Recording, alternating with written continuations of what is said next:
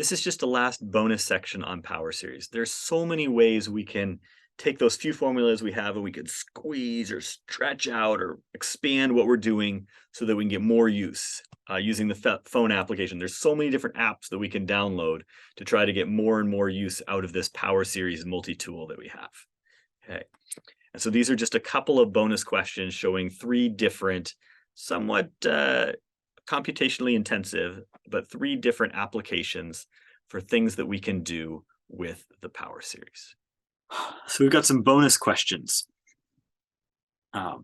Example 4. Find the first three non-zero terms in the Maclaurin series for f of x equal to e to the x times sine x. And this is kind of fun.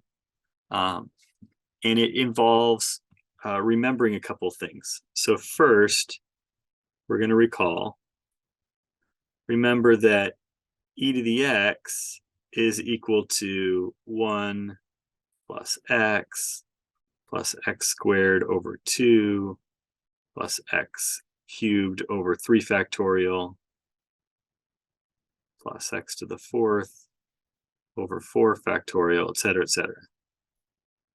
And also remember that sine x is equal to x minus x cubed over 3 factorial plus x to the 5th over 5 factorial minus x to the 7th over 7 factorial, et cetera, et cetera, et cetera. And then we can multiply.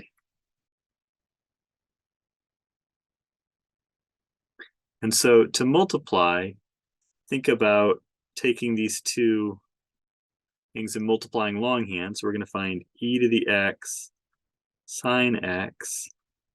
And we're not going to find the whole thing. We're just looking for the first three non-zero terms. And so maybe I'll start with my x, and I'm going to multiply that x times 1, and that x times x, and that x times x squared over 2. So that'll give me x plus x squared plus x cubed over 2 factorial plus x to the 4th over 3 factorial plus da da da da. Okay, so these were all of the blue guys. Okay. And then we can move over to the next term and the x cubed, and we can multiply that x cubed over 3 factorial times each of the terms in e to the x. So this would be plus, and I'm going to line it up. X cubed over 3 factorial. So this would be minus x cubed over 3 factorial, and then plus x to the 4th over 3 factorial, and then minus, oh wait, sorry, that was a minus as well. These are all minus. Minus x to the 5th over 3 factorial. Da, da, da, da. And I think you're getting the picture, but let's do one more. So if we did one more, maybe we hit yellow. So we'd take the yellow term and we'd multiply it by the e to the x stuff and line things up. So x to the 5th over 5 factorial times 1, that would be plus x to the 5th over 5 factorial. Yeah, my work is running away from me. For 5 factorial, and then plus x to the 6th over 5 factorial plus x to the 7th over 5 factorial plus da da da da. The question asked us just to find the first three non-zero terms, and I think it should be clear that those first three non-zero so we can multiply. So now our third step is going to be to add. And so we're just going to add, and we're going to get e to the x sine x is approximately equal to x plus x squared. And then we have x cubed over 2 factorial minus x cubed over 3 factorial. So that's 1/2 minus 1/6. So that would be plus 1/3 x cubed. And then it's going to continue on. Like the next term out, it looks like is going to be, also looks like we have x to the 4th over 3 factorial minus x to the 4th over 3 factorial. So maybe there's no next term, plus 0 x to the 4th. And then I have minus x to the 5th over 3 factorial plus x to the 5th over 5 factorial. So that's a 6th. The negative plus 1/20th. Oh my gosh. Negative 1 over 6 plus 1 over 120.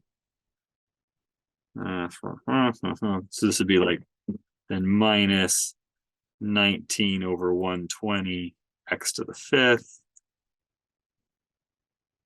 plus da, da, da, da, da. It's going to continue on forever and ever. But it's like a long, it's like multiplication elementary school style, but you're now doing it with infinitely long polynomials, which is kind of rad. So all together, we have found the first 3 non-zero terms in the Maclaurin series for f of x equal to e to the x times sine x. Example 6. Find the Taylor series for f of x equals cosine x centered at x equals pi, and I want to graph f and t3 together. So we need to start by finding the Taylor series, which means finding a whole bunch of derivatives. So we have f of x is cosine x. F prime is minus sine. F double prime will be minus cosine. F triple prime will be positive sine. Fourth derivative will be the cosine. The fifth derivative will equal the minus sine, etc., etc. And so here's our functions.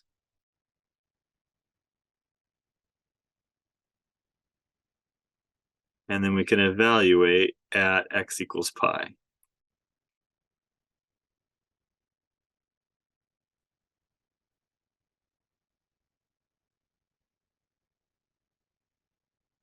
And so we know that cosine of pi would be -1. Sine of pi is 0. +1, 0. -1, 0. So it's bouncing back and forth starting with -1. So this means that we're saying that cosine of x, we're saying cosine of x is equal to -1 from here. And then we have plus 0x from here. And then we have plus 1 over, I guess this would be 2 factorial times x minus pi squared. Oh, that should have been, I'm sorry, this should have been an x minus pi over here. But it won't change anything because it's times 0. And then, so that's this 1 is coming from here. And then we're going to have plus 0 over 3 factorial times x minus pi cubed. And that 0 is coming from here. And then minus 1 over 4 factorial times x minus pi to the fourth, and et cetera, et cetera. And so I think we can see what's happening here. This is going to go plus dot, dot, dot. So I think you should be able to see, you can see that cosine of x will equal -1 plus 1 over 2 factorial x minus pi squared plus 1 minus 1 over 4 factorial x minus pi to the fourth plus 1 over 6 factorial x minus pi to the sixth minus 1 over 8 factorial x minus pi to the eighth, et cetera, et cetera. All right. And so if we want to find T3 in this case, it's a little bit, there's a little bit of ambiguity here of what we're saying when we talk about T3. So we know what our f is. So f of x is cosine of x. But T3 is the third degree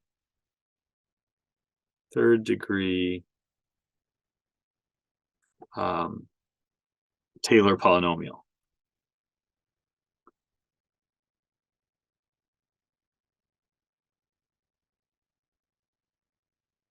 And in this particular case, humorously enough, there's only even powers. So in this particular case, our T3 of x will just be the -1 plus 1 over 2 x minus pi quantity squared, right? Because there is no cube term. So we just have the constant and the squared term. So let's actually change it because I think it'll be a little bit more interesting. So let's make this a T4. So we'll add one more term in here. So we're looking for T4 now. Let's just update our notes. T4, come on. Our fourth degree polynomial. And so we'll add, or I should say subtract, 1 over 4 factorial, which is 24, x minus pi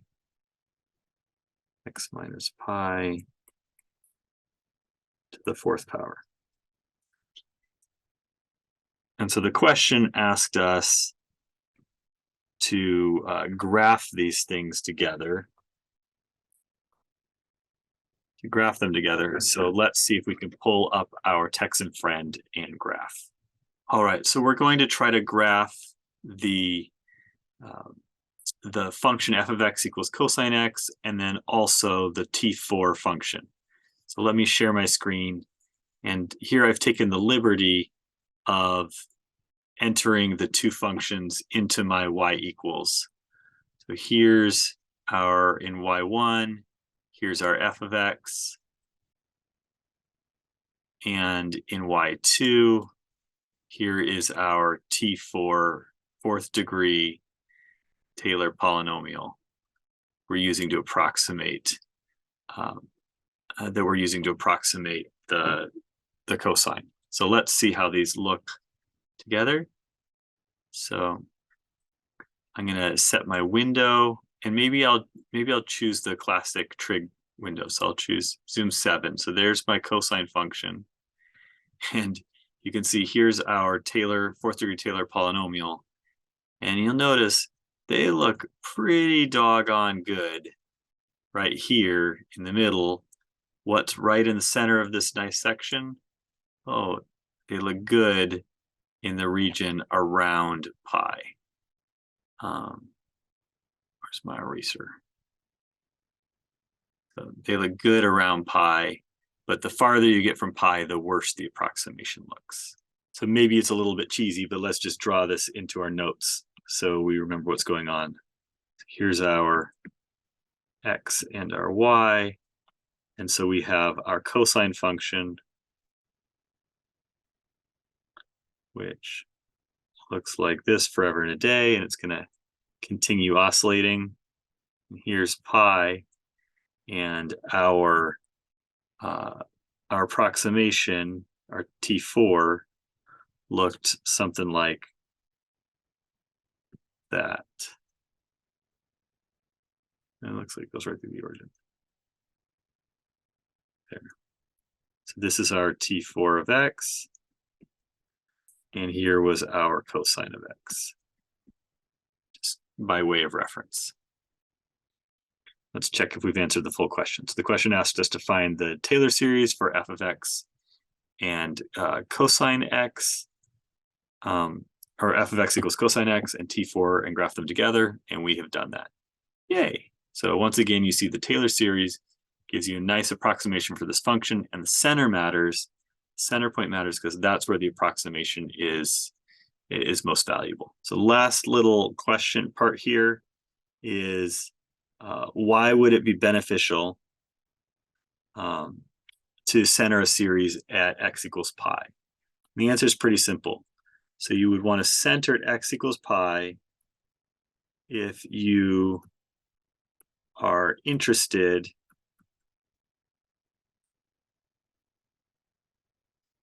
in values of cosine x near x equals pi. For example, imagine that you wanted to find like the cosine of 3 or the cosine of 2.9 or the cosine of 3.14, right? All these values, 3, 2.9, 3.14, they're all near x equals pi. And so this approximation would be pretty valuable for you, much more valuable for you than a fourth degree approximation that was centered at 0, for example. Example 3, approximate the integral from 0 to 1 of e to the negative x squared dx to within 0.001. Whew. Okay, this is an important question. It's actually ties to statistics. And what's important to note is that there is no closed form antiderivative for this. We actually need to use power series to evaluate this integral. So we're going to start by dealing with this as a power series question, Maclaurin series question, and then we're going to take on the error bounds part of the question down the road. So it's best to begin at the beginning. So let's start with what we know. So we recall that e to the x is equal to the sum from n equals 0 to infinity of x to the n over n factorial. So this tells us that e to the negative x squared will equal the sum from n equals 0 to infinity of negative x squared to the nth power over n factorial, which could also be written as the sum from n equals 0 to infinity of negative 1 to the n, x to the 2n over n factorial. So we have an expression for e to the negative x squared. Now we need to integrate. So that was kind of first. So second, we're going to integrate e to the negative x squared dx. And I'm going to start by ignoring my limits of integration. We'll come back to that. So this will be the integral of the sum from n equals 0 to infinity of negative 1 to the n, x to the 2n over n factorial dx. And the integral of a sum is the sum of the integrals. So this will be the sum n equals 0 to infinity of the integrals of negative 1 to the n, x to the 2n over n factorial dx, which this is an indefinite integral, so I'm going to pick up a plus c. So I have plus c, and then the integral minus 1 to the n, x to the 2n plus 1 over 2n plus 1 times n factorial. So I've found my antiderivative, yay. So third, I can evaluate the definite integral, 0 to 1, of e to the negative x squared dx will equal the garbage from above, c plus sum from n equals 0 to infinity of negative 1 to the n, x to the 2n plus 1 over 2n plus 1 times n factorial. And I want to evaluate this from 0 to 1. Whew. Well, we know that this plus c is going to go away. That part's easy. Let's see what happens when we put in 0 for our x. So we put in 0 for our x, all of those terms are going to be 0. So that'll be easy. So all we really worry about is what happens when we put in 1. And 1 to the 2n plus 1 would just be 1. So this whole thing is going to just simply equal the sum from n equals 0 to infinity of negative 1 to the n times 1 divided by 2n plus 1 times n factorial. So that's what our integral is equal to. And so we need to simply, this is the exact value. This is the exact.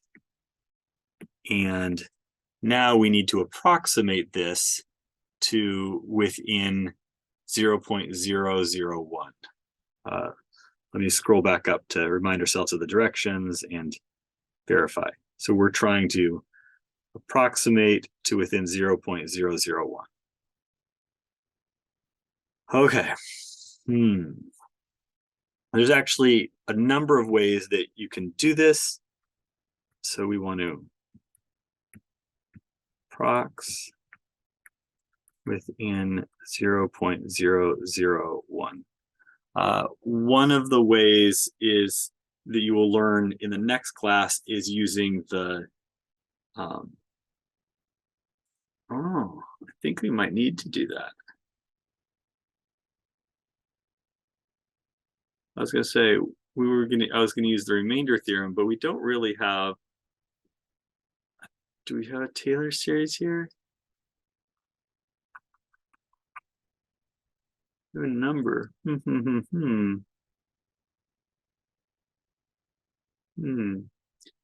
Let's.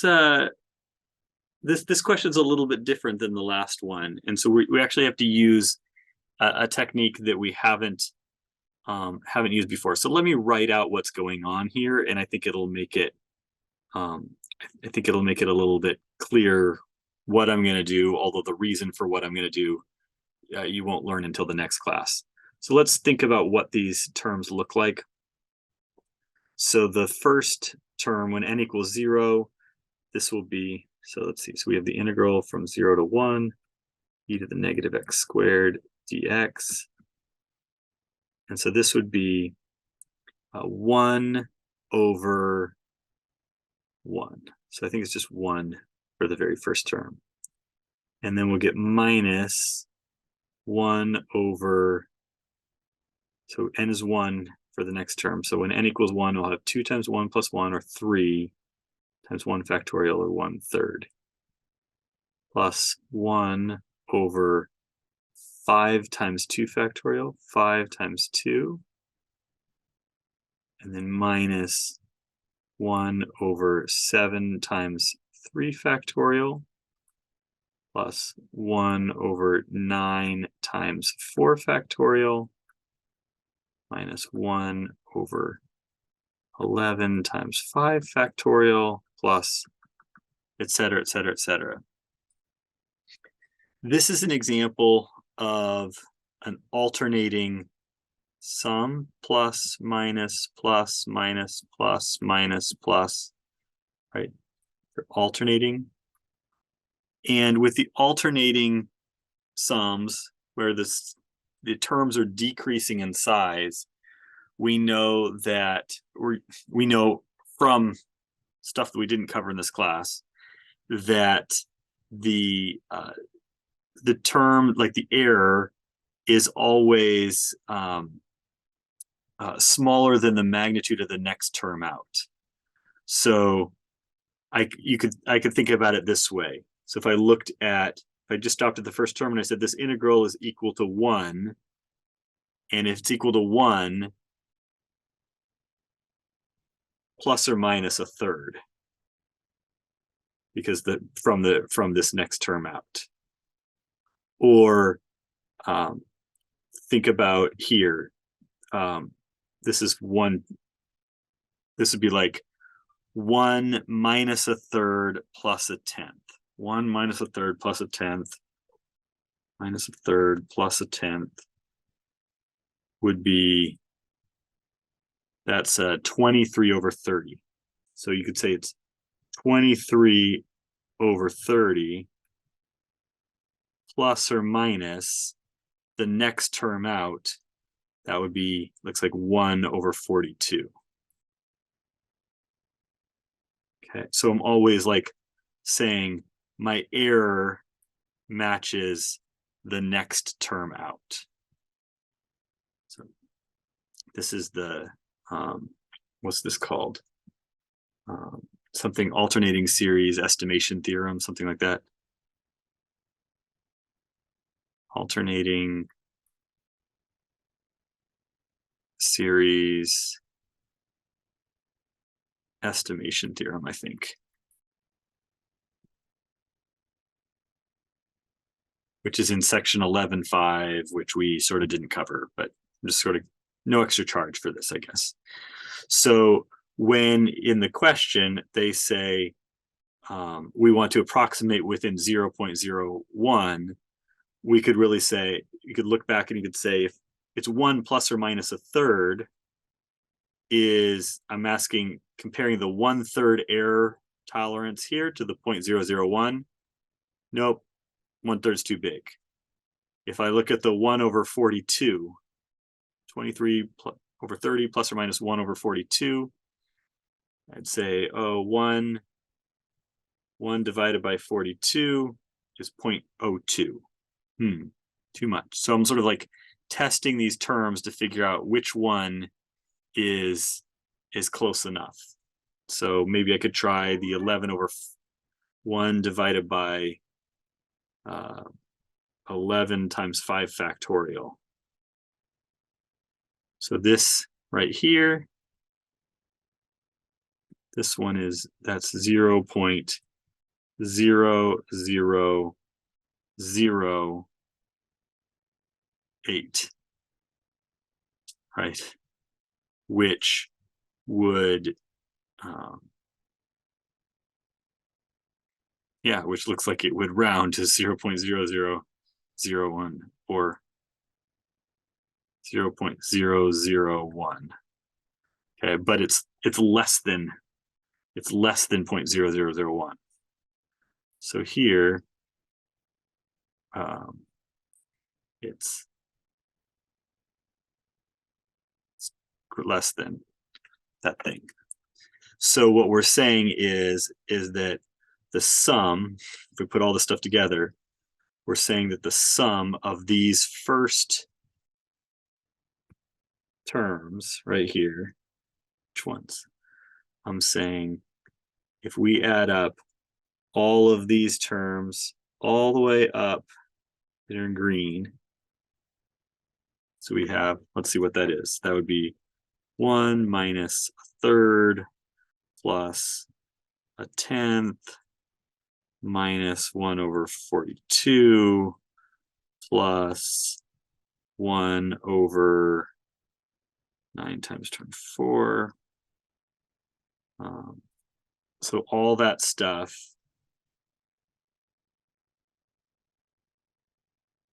is equal to 0.7475, and then it will be plus or minus the next term out.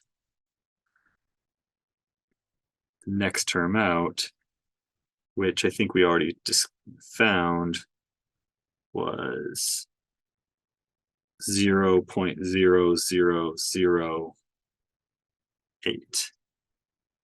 So the question asked us to approximate that integral within 0.001. Our approximation is 0.7475. And the only strange part about it is we had to use a different error bounding technique other than the Taylor series. We used this alternating series estimation theorem, which is actually quite a bit easier than Taylor's method.